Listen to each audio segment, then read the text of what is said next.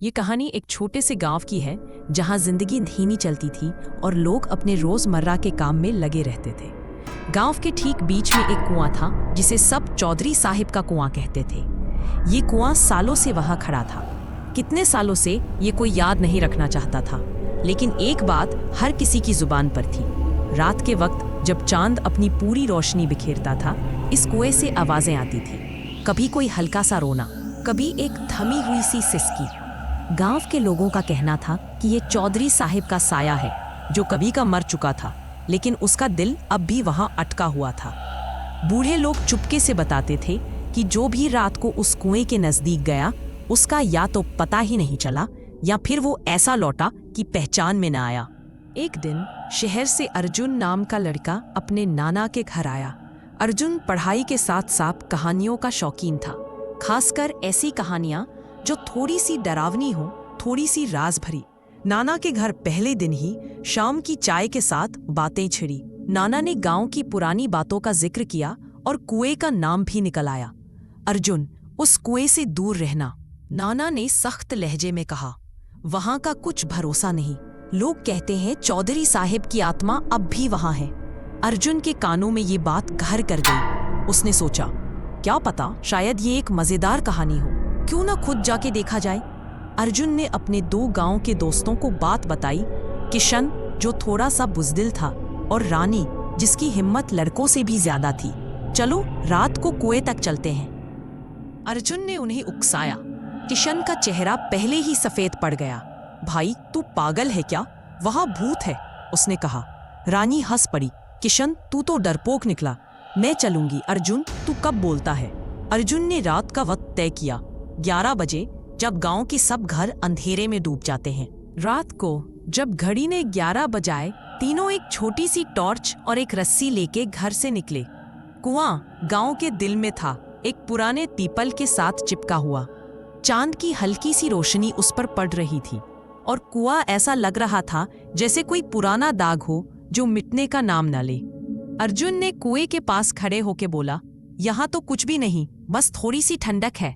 उसने टॉर्च जलाई और कुएं के मुंह पर रोशनी डाली, लेकिन अंधेरा इतना था कि रोशनी भी उसमें घुल सी गई। तभी एक आवाज आई, बिल्कुल हल्की, जैसे कोई दूर कहीं से बोल रहा हो। रानी का हाथ अर्जुन की बाह पर कस गया। ये क्या था अर्जुन? उसने धीमे से पूछा। किशन एक कदम पीछे खिसक गया।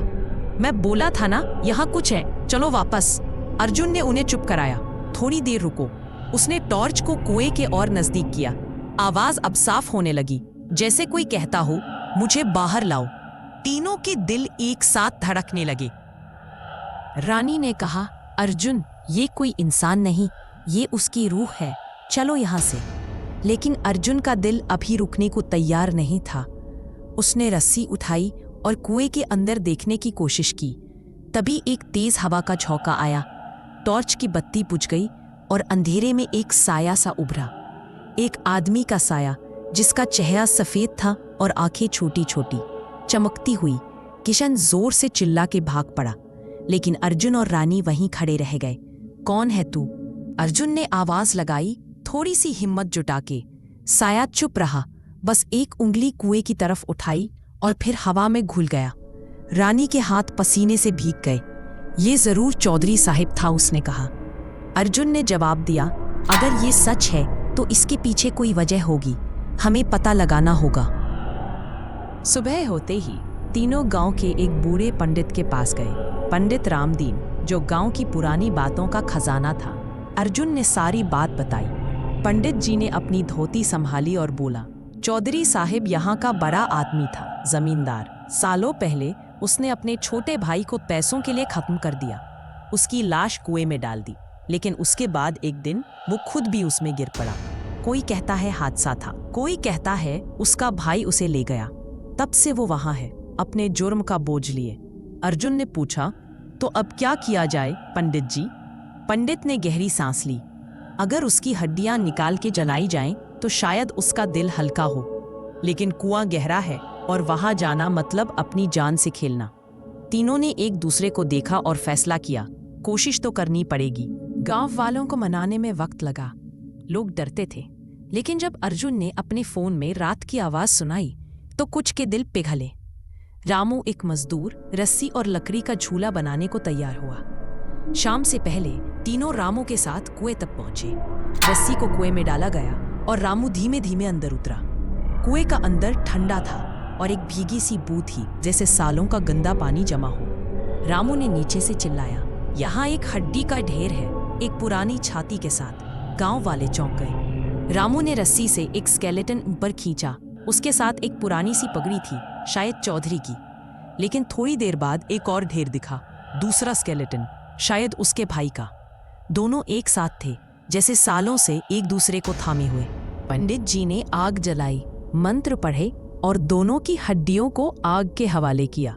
रात भर गांव शांत रहा, न कोई आवाज न कोई साया। अर्जुन, रानी और किशन नाना के घर लौट आए। अर्जुन को लगा कि अब बात खत्म हो गई, लेकिन उस रात वो सपने में एक आदमी से मिला, सफेद कपड़े में, चेहरे पर थोड़ी सी शांति। उसने बोला, तूने मुझे छुड़ा दिया, और आंख से ओझल हो गया। सुबह अर्जुन ने रानी को ये बात बताई। रानी ने कहा, लगता है चौधरी साहिब अब आजाद है।